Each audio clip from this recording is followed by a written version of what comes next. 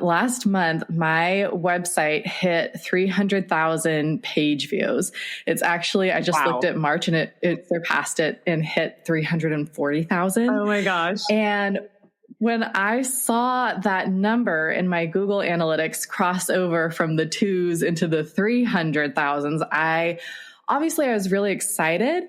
But that excitement very quickly switched to like dread, anxiety, fear, negative thoughts, which sounds crazy. But what was flooding my mind was, is this going to last? Is this a fluke? Welcome to Tried and True with a Dash of Woo, where we're all about mixing tried and true strategies that actually work with the magic of manifestation and the science of programming your unconscious mind so that you walk away feeling integrated, inspired, and aligned. I'm Renee Bowen, certified life and business coach, professional photographer, middle-aged wife, and mom to now 3 grown kids. I've built 2 multiple 6-figure businesses with 0 business training by digging in, learning the methods, and now I'm here to pass them all on to you. From photography and business strategies to energy healing, human design, and the basics of manifestation, we cover it all here. I'm here to help you embrace your multi-passionate brains and lean into the fastest and most efficient ways to reach your goals, whatever they may be.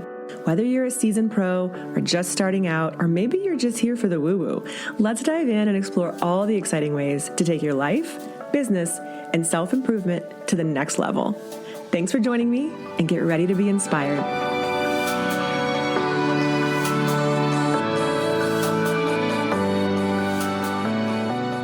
If you don't know what an upper limit issue is, you're going to find out today, and you're also going to find out how to deal with it. We're speaking to my friend Elise Armitage today on the show, and she is the owner of What the Fab. She is an amazing travel blogger, which is, I basically live vicariously through her and all her travels. She runs a really killer blog, and she's also an SEO wizard. So we're going to get both strategy, tried and true, and a dash of woo, which is my favorite thing, obviously, to talk about, because Elise really embodies both of those things in her life and in her business. So we're going to talk about some SEO stuff, and we're also going to talk about how she identified that she had an upper limit problem, and more importantly, how she dealt with it so that you guys can also take those strategies and run with it. So let's dive in to this awesome conversation I had with Elise. Hi, Elise. Thanks for being here today. I'm so excited to chat with you. You guys, I've known Elise now for 2 years, I think now. Yeah. So 2021, we were in a really amazing mastermind together, and we hit it right off. And I just love watching your journey, specifically because she's a travel blogger, and I'm super jealous of everywhere that you go, Elise. But today, and we're going to talk about that. But first, I want to just dive right in, because Elise mentioned just something recently to me and some of our other friends that we kind of chat with every now and then about this upper limit that you hit. And this is something that is so right in line with this podcast. And I just want to just dive into, first of all, how did you know you hit the upper limit? What were the signs? What kind of sparked it? And then how did you work through it? So let's just go right into that real quick. Yeah. So the upper limit is a concept that was coined by psychologist and author Gay Hendricks. And I'm sure you'll talk about it in other episodes when you do solo episodes and everything, because it's definitely something that we all experience. But it's this idea that when you hit some kind of big milestone, some kind of growth, some kind of measure of success, it could be financially, it could be a wonderful relationship that's going great, it could be a career promotion. There are a lot of different examples, but it's this idea that we tend to self-sabotage because we're kind of not used to this level of success or joy or enjoyment. And it sounds a little counterintuitive, but it's actually uncomfortable for us. And so we kind of find a way to bring ourselves back down. Maybe we pick a fight with a partner, or maybe we decide no, I can't take that opportunity because I'm too busy. We find ways to kind of counterbalance and kind of take that internal thermostat back down to that comfortable level. And I'm really glad that this was a topic that we discussed in our mastermind group where you and I first met, because I realized, I think I do do this to myself. Like, I think I can pinpoint some examples. And it wasn't really like, awareness is kind of the first step and key to being able to identify it and then deal with it. Yeah.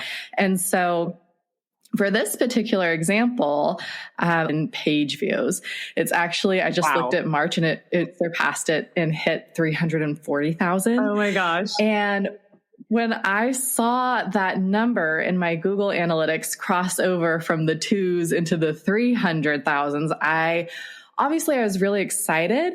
But that excitement very quickly switched to like dread, anxiety, fear, negative thoughts, which sounds crazy. But what was flooding my mind was, is this going to last? Is this a fluke? What's going to happen when the economy crashes and I'm not making as much money from the ads on my site? And it was just triggering all of these thoughts and fears and negative emotions. And so that I kind of realized like, oh, maybe I didn't experience this when I crossed over into the 200,000 mark, but for some reason, seeing that 3 is really triggering an upper limit. Interesting. Within myself. Yeah. That's really interesting. I mean, I totally get it, and I know we've talked about this before. I mean, when we did our little pop-up, our mastermind group, we did our little pop-up in January, I kind of talked about the upper limit. And so I love this topic. I think it's amazing. And when you told us that you were kind of experiencing that, I was like, wow, that is so interesting that it took that mark to I was like, oh, I wonder what that's about. So what did you find out in the process of that, right? Like, so what did that trigger in you? Obviously the fear, the pressure, like you said, like what if, but what did you sort of, I guess, discover about yourself in that process? And then, working through that. I mean, and I haven't even talked to you since you hit even higher than that. So that's really exciting. Yeah. So it triggered a lot of things. I think part of it is because I teach SEO, I have an SEO course and I have my podcast. So I'm very public with those types of numbers because I want to be an example of what is possible. Like there's nothing special about me. I just kept trying these different tactics and strategies and developed a process that has worked for me. And now I teach that. And so there was the fear of like, if I come out and say that I've surpassed 300,000 page views, what happens if next month, like there's an update in the Google algorithm and like I drop back down in the 200s, like, am I a fraud? Is it a fluke? That was one of the thoughts. And then I also, so to work through it, I've been doing a lot of journaling, meditating, a few different kind of tactics that I have been helping me. And lots of it has come from advice from you and other gals in our mini mastermind group. But as I was journaling, one of the things that I kind of realized was, I think that this particular number is triggering so much of this upper limit because it's also tied to a big jump in revenue and how much my blog is making this particular month of March. And, hopefully it just continues into the future. But with this jump in traffic, that leads to an increase in my ads revenue. It leads to an increase in the commissions that I make from my affiliate links. And so all of a sudden, this month of March, I had this very successful, financially successful month just from the traffic on my site. And so that's really exciting, but it's also a little bit scary because it's like, well, what happens next month and the month after that? Will I be able to maintain this? Because obviously I want to keep that level and continue to grow, but it's leveling up for me. It's a new level of revenue for me coming from my site. So that was something that I kind of identified as I was journaling and working through it and meditating. And I've just been trying a few different practices to kind of help ease those negative thoughts and emotions that are surrounding this new level of traffic and revenue that's coming through. And one of the things that I did that I just thought, okay, what is like triggering this? And really it's when I see that number, I really start to get these thoughts and negative emotions. And so I was like, okay, let me take my Google Analytics dashboard and Photoshop the numbers just for myself to look at and Photoshop them to be super high, 500,000 page views in a month, 1 million page views in a month, because I never thought that I would hit 100,000 page views, let alone 300,000. So like clearly the sky is the limit. Like 500,000 is within reach. 1 million is within reach. That's not the limit. The limit does not exist. So I need to get comfortable with seeing these numbers and envisioning that and feeling what that would feel like to log into my Google Analytics and see 1 million page views in the previous month. So I went through and I Photoshopped those, and now I'm looking at them every single morning. And I kind of like, it's interesting. I have noticed I only started doing this a few days ago. And for some reason now when I look at the real numbers, the 300K numbers, I'm like, yeah, this is right. This feels right. Of course, it's 300,000 page views last month. Like, I love that. So that's been an interesting thing, that I thought I would experiment with, and it seems to be really working for me.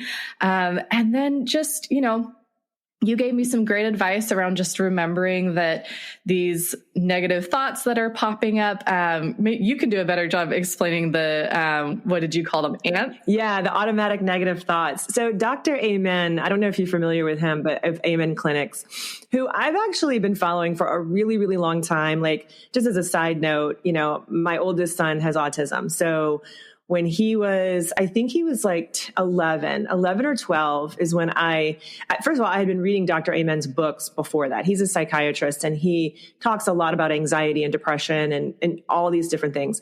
And so I had read his books for my anxiety, right? In like the early 2000s. And then he has these clinics where he's the one who he invented, I guess, or really kind of brought to the world, the SPECT imaging, like the thermal brain imaging, where they really can pinpoint in the brain what specific areas are like most affected.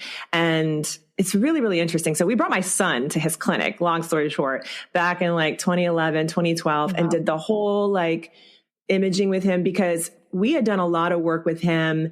I mean, obviously my son didn't talk until he was 5, and then he like progressed so much because we just dove into whatever we needed to do to help him, because some things work for some kids, some things don't work for other kids, like therapy, all kinds of stuff. Right. And this was like before we kind of knew a lot about, like, there's so much more information now about autism. But anyway, so we brought him to that clinic, and it was so fascinating to me to see, like, we could really see, okay, well, this part of his brain is really what lights up when we, do this, or this part of his brain is really, that is struggling. So we could pinpoint with medication and supplements, and we could, use like all these various resources to help him. So we did all that. And then just recently, a few years ago, probably a couple years ago, Dr. Amen came out with his brain training. So he's been doing these images for so long that he's compiled all of this data now. Like, so now he can like break it down into like a very distinct questionnaire, so that you don't even, obviously the scans are still very helpful, but by just answering the questions on this form that he has online, that's free. I'll link to it in the show notes if people are interested in it. It'll kind of type your brain. It'll tell you like what kind of type your brain is. And then he also came out with his brain training course, which I took and got certified in, because I'm like, I love everything he kind of talks about. And plus, if it's natural, I'm going to try it first. You know what I mean? Like, so I'm going to see how that works for me. And then, but he's also a psychiatrist. So he has so much knowledge across the board. And he's the one in that training who talks about these automatic negative thoughts. And so that's kind of why I brought it up to you when we were chatting about it, because everyone has them, right? Like, and he just gives them that acronym of ANTS. Like, you have to squash the ants. And there's different types of automatic negative thoughts. There's different types of wherever they come from, and there's different ways of dealing with them. But if you sort of personify them a little bit like that, it can really help deal with them and just notice that, okay, I have these thoughts. They're just thoughts. They come in, they're automatically negative, but I don't have to keep them in my brain. So I just kind of wanted to give some context to that too, just in case anybody wanted to like dive deeper into like what those are, where they come from. So you notice the ants. And so what are some of the strategies that I mean, first of all, we're going to go back to this Google Analytics photoshopping thing because that's brilliant. But what are some of the ways that you were able to like work with these ants as well? I think just kind of going back to like the awareness of it is so key for me, instead of just like letting my brain run wild with like negative thought after negative thought, just noticing the pattern and being like, oh, it's an ant.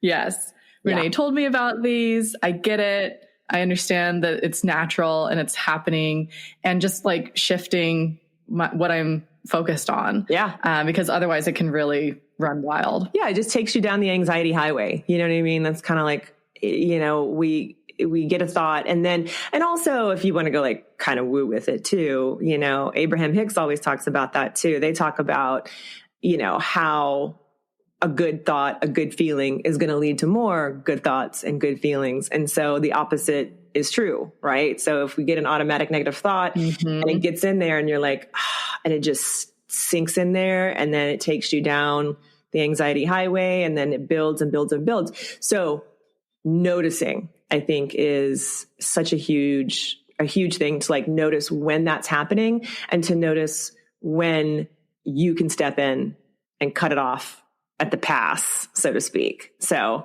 and then also the meditation, I'm sure the journaling, you're a big journaler anyway, though. Like that's one of your sort of non-negotiables, right? Like do you journal every morning?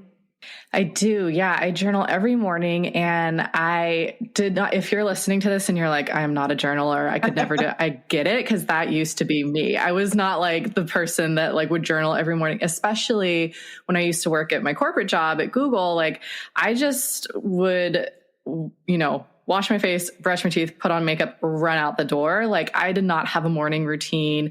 I was just trying to like get my ass up early enough to like not raise an eyebrow when I walk through the office doors like a little bit later than everyone else, because I'm not a morning person. But when I left Google and started running my blog full time, I was like, okay, this is completely new for me. I have total free reign of how I want to structure my day, my week. Like, how am I going to figure out what works for me and what doesn't? Because having that freedom is nice. It's awesome. But it can also be really overwhelming, especially when you're coming from a corporate structure where it's very laid out. You've got certain meetings you have to go to. You got to be there 9 to 5. And so I started journaling. I also started keeping like a minute by minute journal for the first month, just to see like how I was using my time, what I could do better in terms of like batching, what was a complete waste of time that I should just stop doing, what were things I was doing that I should delegate to someone else.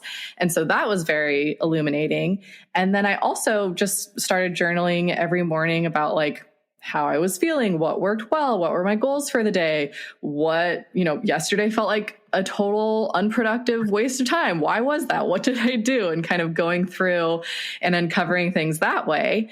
And then I started, especially this year, I feel like I've gotten more into kind of big picture thinking and journaling. I've found, you know, different prompts that I like that are digging into different areas of my life, my business, rather than just like, this is what I'm doing today. This is what I'm worried about. This is my goal for today, and kind of getting a little bit more big picture. And then the other thing that I started doing last year, just kind of because I was curious, is I started looking back on my journal entry from a year ago from that day. And what that started doing for me was I realized that so many things that I was upset about, worried about, stressing about, anxious about were like not a big deal. Like hindsight's 2020. And there were so many times that I look back on my journal entry from a year ago and I'm pissed. I'm upset about something, but I forgot to write in detail what that something was. And I'm reading it and I'm like, I don't even know what I was so upset about, but like I was livid. So it's such a funny reminder of like, okay, in the moment, things can feel huge. They can feel like, you know, so frustrating or like elicit all these strong emotions, but like you're going to get through it. It's going to be fine. And a year from now, you might not even remember what that thing was.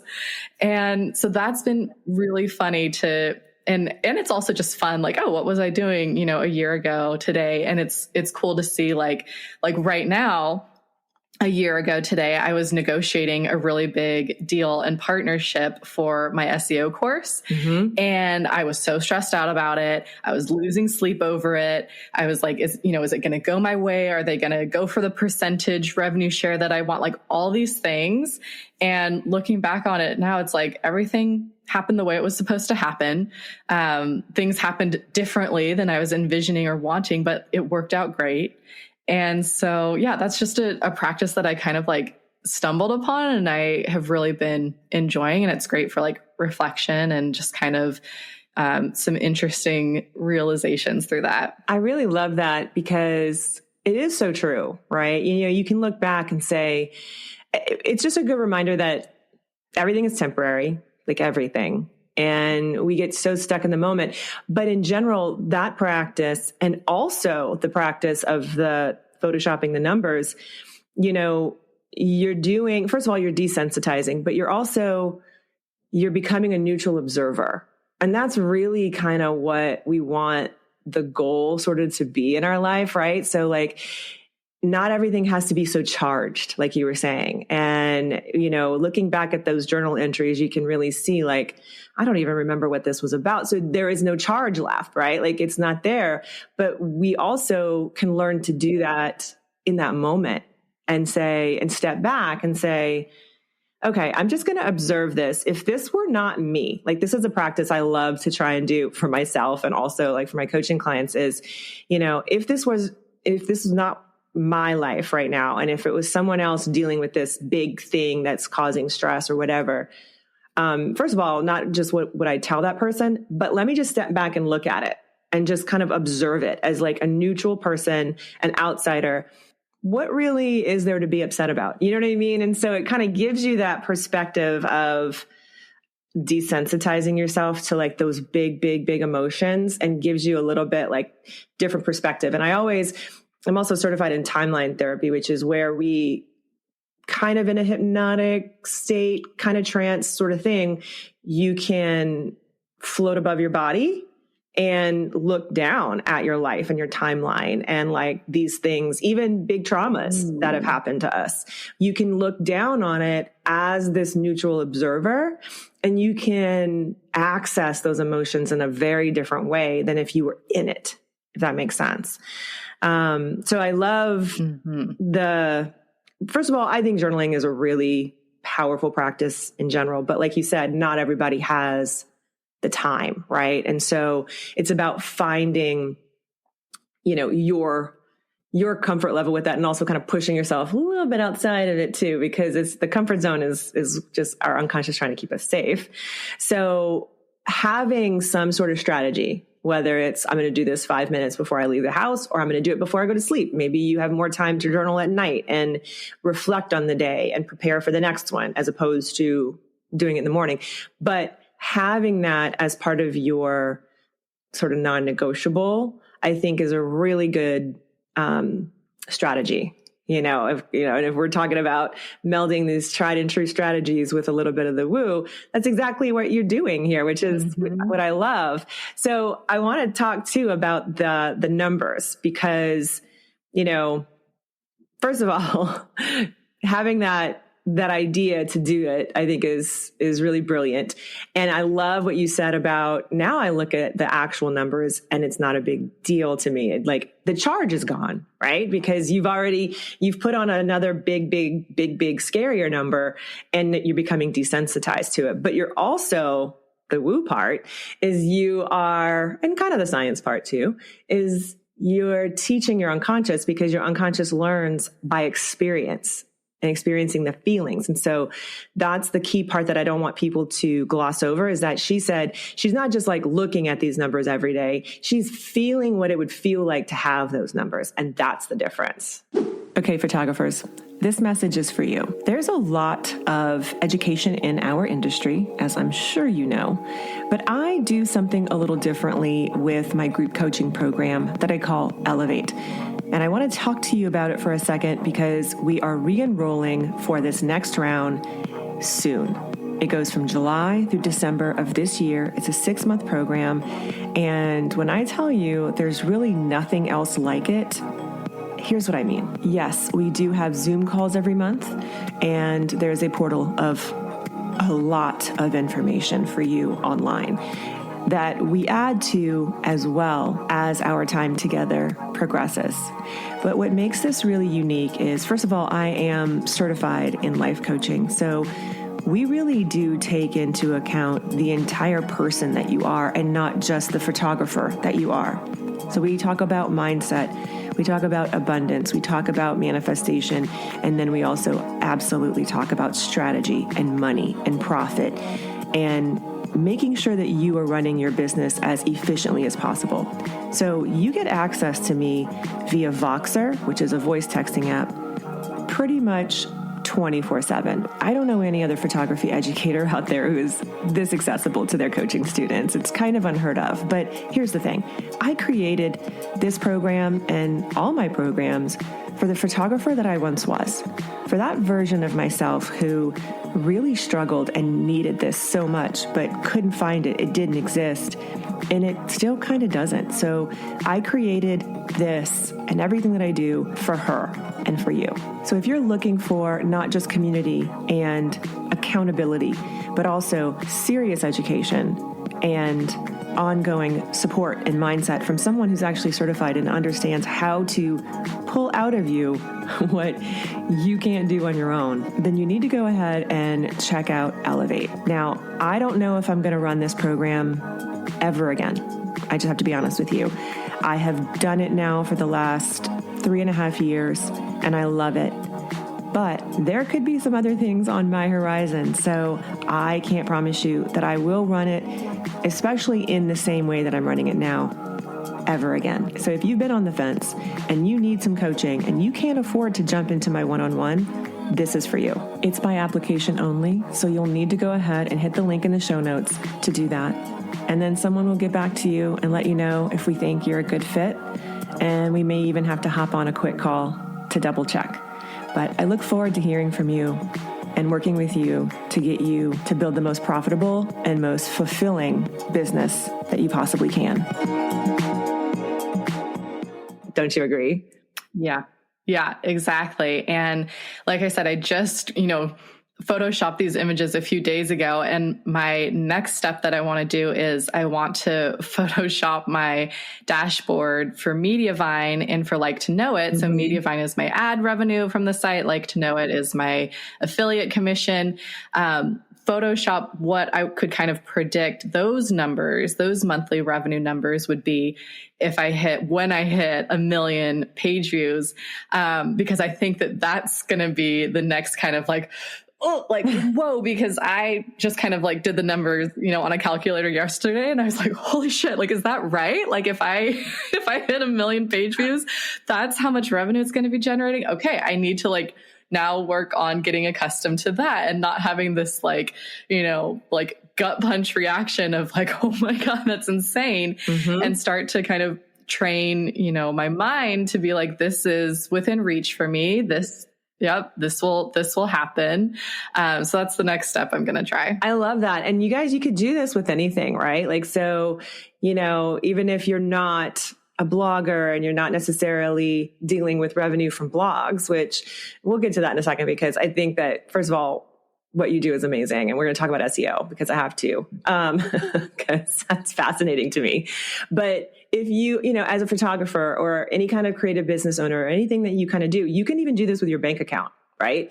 You know what I mean? You can just take a screenshot of your bank account daily and just Photoshop that, or, go into Canva. You don't have to go into Photoshop. You can just do it really easily in some other program, make it easy on yourself, but look at it every day and feel what it would feel like in your body to actually have that, and allow yourself to also kind of dream and daydream about what you're going to do with that money. Like, allow yourself to actually receive that energy, because what's happening when we get these upper limits, like, Elise, like, there's constriction, right? Like, you feel it like in your chest or your stomach. Like, for me, it's always like in my upper stomach. Like, that's kind of where I feel that constriction. And it is like a somatic experience for most of us.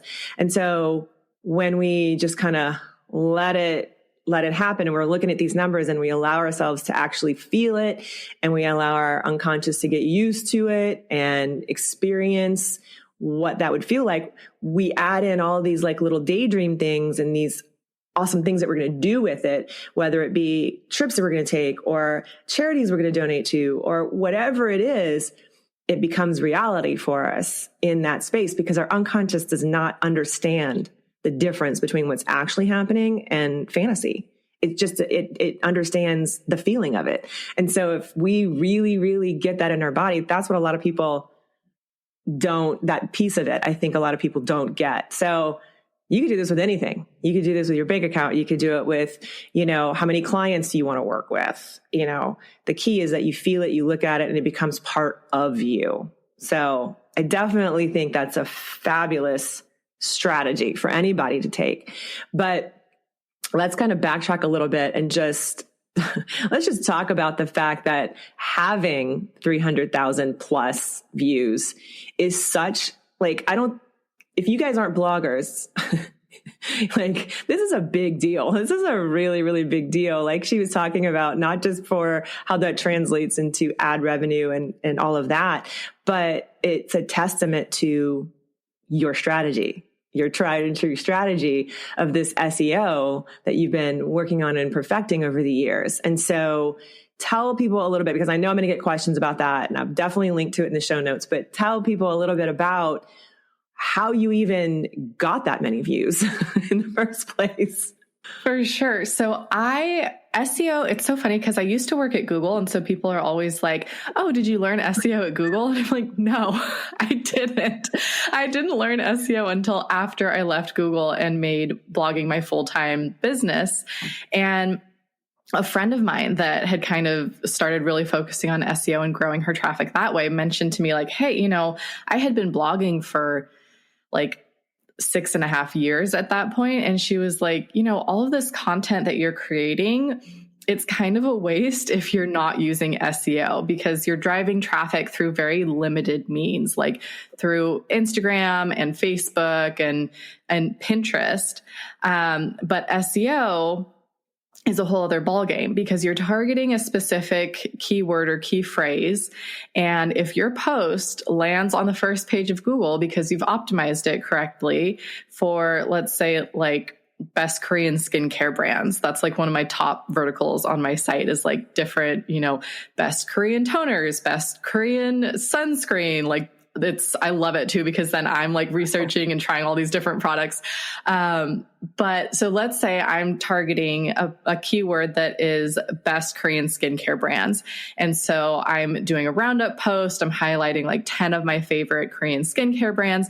When somebody types into Google best Korean skincare brands, it's because they want to shop. They want some recommendations. They want to buy and try the best Korean skincare brands. And so when my post lands on that first page and they click through it, they're a very engaged reader. They're interested in the topic. I mean, that post is like the answer to their prayers. They don't have to go around and research and, read all these different posts. It's just one article that talks about my favorites, why they're my favorites, what kind of skin types they work for. And it's providing that solution. It's answering that question that they have. And then not only are they very engaged and, staying on the page longer, but they are very likely to click on one or multiple of my affiliate links and purchase a product there. And so you write that article once, it lands on the first page of Google, and then it can rank for years. One of my top posts is a best pasta in Rome blog post that I wrote in 2019. Wow. So 5 years later, it's driving thousands of people to my site each and every month. And that's a post that I wrote once, took me a few hours, and then you just kind of like build and build on that. And it's so much more sustainable than trying to push it on Instagram a bunch, like linking in your Instagram stories, best pasta in Rome. Have you seen this post? I could never generate thousands and thousands of viewers on a single post every single month through Instagram, but through SEO, it's just so sustainable. And it's that recurring traffic and recurring revenue that just keeps coming through. And as I create more content and target different keywords, it just kind of builds and snowballs and continues to grow. And so as far as the actual like SEO tactics and strategies, I started in 2019 really being like, okay, I am going to really buckle up and like learn SEO, try different strategies, see what works for me. And as soon as I started doing that, I started to see that growth, and that just motivates you, to continue blogging and writing with SEO in mind. And over the years, I've tried different strategies. Some worked, some didn't. And that's kind of what I took and created a course out of so that I could teach other bloggers to do the same. Yeah. And I love that. So I think just in general, SEO, because I definitely hear this from photographers a lot from, creatives in general. Our brains are just like, I can't make sense of this, right? Like there's all these, like, I call them SEO bros, that are talking about SEO and how important it is. And I don't care how easy you break it down for me. Like it's still one of those things that just really stumps a lot of people. So that's what I love about Elise's course and the way she explains it. Because I even had her come and speak to my mastermind group about it. And even just the way she explained it to them made so much more sense to me. And I've known obviously about SEO since I started my website and blog back in 2007. I would definitely not call myself an expert by any stretch of the imagination, but even like just the way she explained it, I was like, oh, that's why. Like that, I had been doing some of these things, but I had no idea like why that was even like a thing. And then the way that you kind of break it down. So I do think that matters. So just if you're listening and you are frustrated about your Google result, just if you're even just trying to get better rankings in general on Google in your local area, it's definitely worth it to look at, what Elise offers too, because it really depends on like who you get the information from sometimes, right? Like you could be hearing, like I said, some of the same tactics, but like the way it's explained, it's just going to hit different, for someone's brain. And she explains it in a really great way. And I love that you're a female entrepreneur and you keep it simple, but clear. And it's not hard to understand. So if you guys are struggling with SEO, I'll definitely link to that for you and check it out. And you've done amazing with that. Like just in general, I love the fact that you've been able to like take something that you experimented with. And that's the thing too. I think a lot of this upper limit talk in general, like you said in the beginning, has a lot to do with this imposter syndrome, right? Of, well, what if people find out I don't know what I'm doing? Or what if, you know what I mean? Like, I think we've all sort of struggled with that and continue to in various parts of our careers and our lives. But at the end of the day, if you just kind of get real with yourself and say, okay, nobody really has all of this completely figured out. And yeah, it's an experiment, but no, I have a track record. This actually works. This has actually worked for me. And I'm going to have to find this courage to stand in my confidence and back myself up and not like be that biggest cheerleader for yourself, which I think is sometimes really the hardest thing for most people to do. Right. But in general, what would you tell someone who's listening? Right. So two-part question, because there's like a little strategy and then there's also a little woo, right? So like strategically, what's one thing they can do that's going to help their either SEO or strategy in that? And then also what's one thing they can do that's going to help them with imposter syndrome or upper limit or something like that. So two different types of strategies. Like what would you suggest the creative entrepreneur do based on your experience? Ooh, I love these. So for SEO, I mean, SEO really is just a list of steps that you take to optimize a piece of content so that it has the best possible shot of showing up on the first page of Google for the key phrase that you are targeting. And I think for me, one of the biggest aha moments was when I learned about doing keyword research in a way that you're identifying a keyword that you can actually rank for. And so, for example, if you're targeting a keyword that's like has just a ton of competition around it, there's lots of people running paid ads. There are a lot of sites with a super high domain authority already ranking for it. And you don't have a chance in hell of ranking for it. I would suggest that you look for a different keyword that has less competition around it.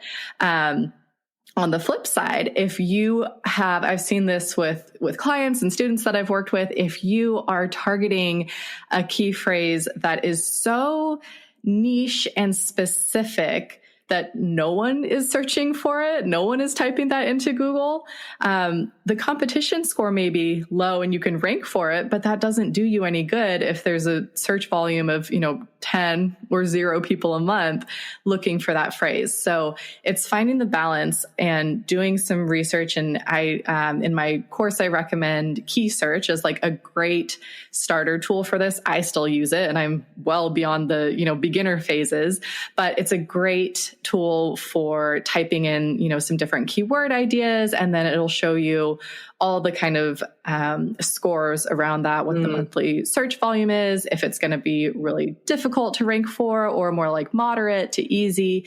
So that was a really big aha moment for me. And once I started targeting keywords that had a decent search volume behind them, like, maybe 700, 1,000 up to, sometimes I'll find, gold is when I find a keyword that 10,000 people are searching for a month, but it doesn't have a ton of competition around it. Then I'm like, oh my gosh, yeah, I'm going to like bust this out and write this because like that's an awesome keyword. So that was a really important realization for me with my SEO strategy. And then as far as just all of the steps after that, it's taking that you've identified a great keyword that you're going to target.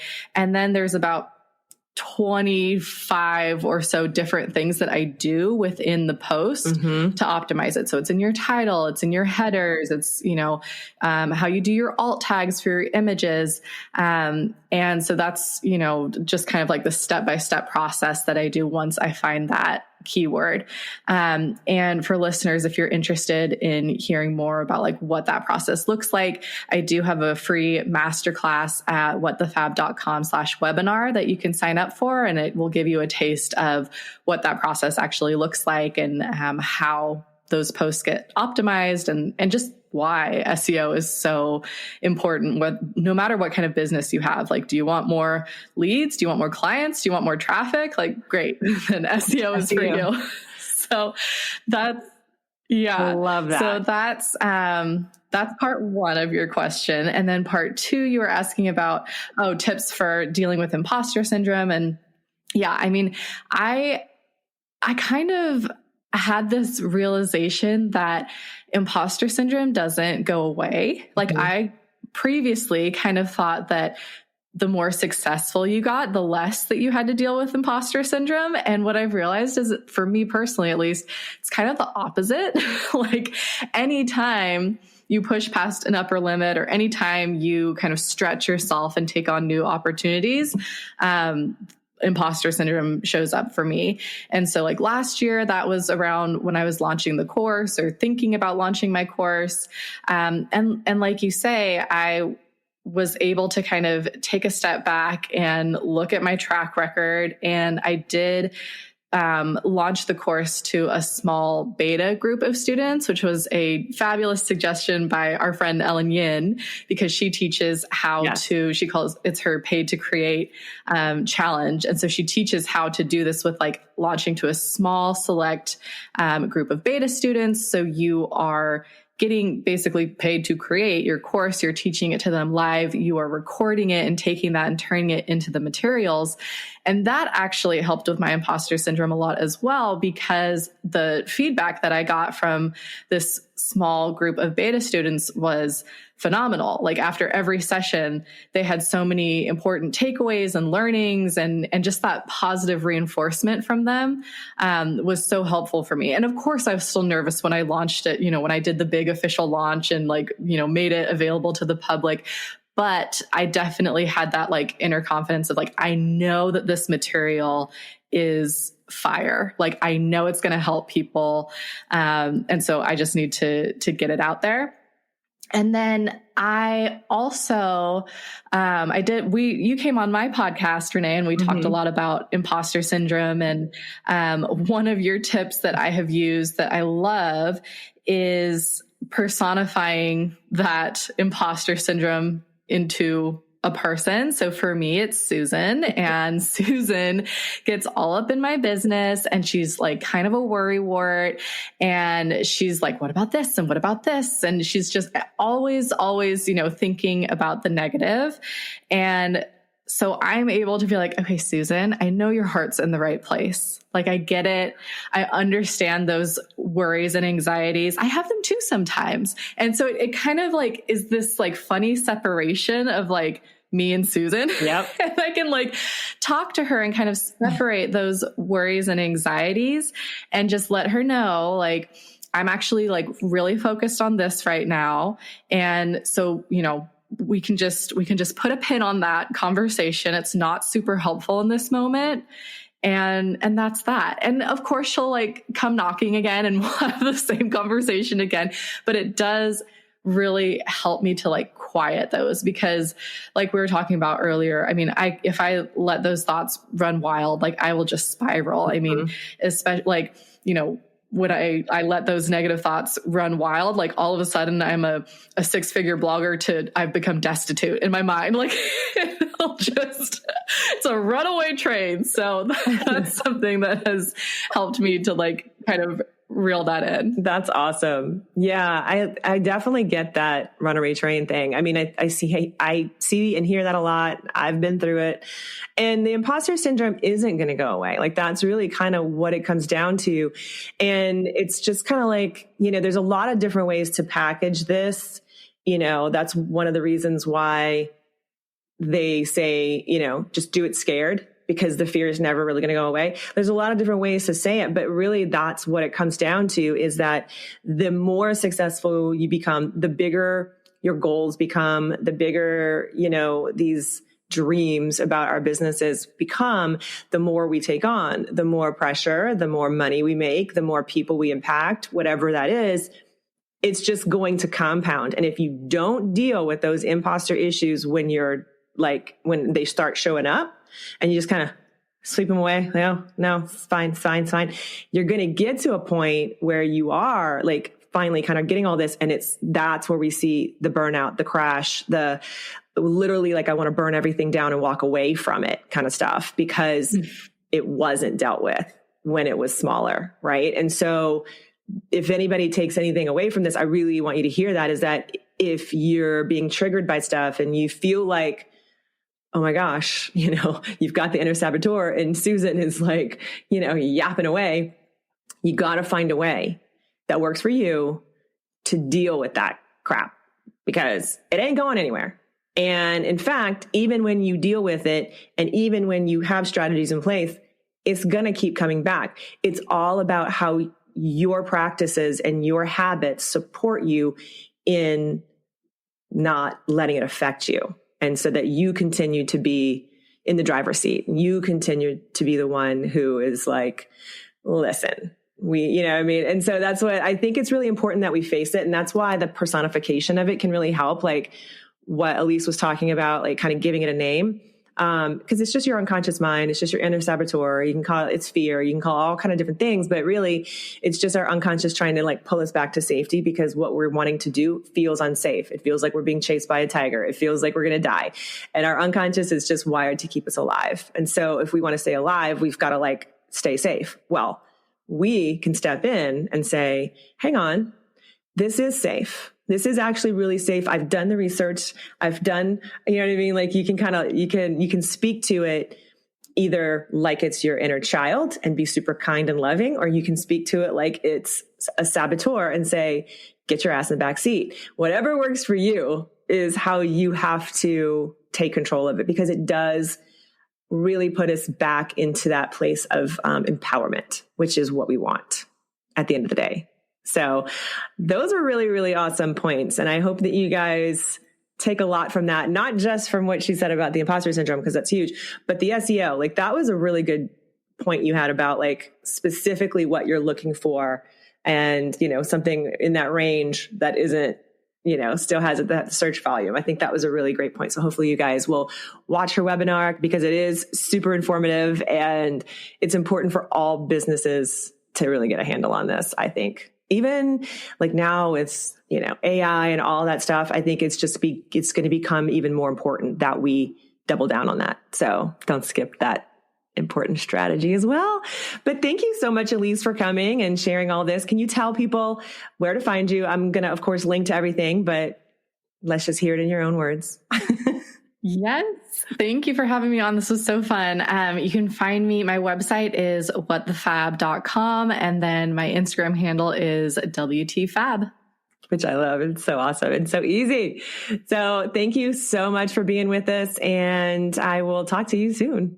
Wow, guys, thank you so much for tuning in. That was a really awesome episode. I hope that you walk away with not just some really awesome SEO tips, and definitely make sure you check out her webinar, because I promise SEO does not have to be overwhelming. She makes it super accessible, and you're going to learn a lot just from listening to that, as well as her SEO course. So all of that's going to be linked for you guys in the show notes.